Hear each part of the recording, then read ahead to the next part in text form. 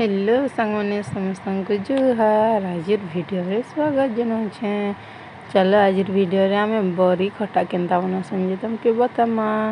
ये देख तेल गरम कर देली न मुई तार मुई 5 फुटन देदेमी आउ भल भाव गरम हेबार कथा तेलटा। देख मुई 5 फुटन देदेली तार मुई प्याज देदेमी। प्याज के लाल करके पूरा भाजमा। देख सांग माने मुई इटा मीडियम साइज प्याज नहीं थी दुईटा।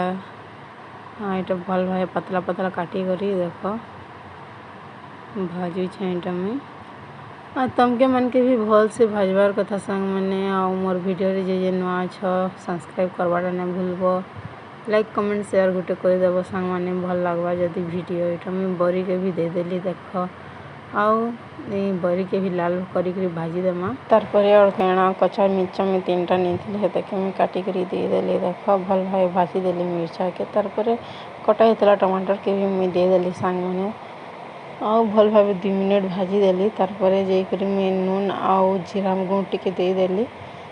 टेस्ट बढ़िया लसी सांग मैंने थरे घरे ट्राए करी देख तमके मन के समस्त को भल लगवा। आउ मेरा टिके हल्का पानी देली भल से सिझवा बोली करी तारपर हल्दी टिके देदेमा हेथिरे आउ भल भाव मिक्स करदेमा।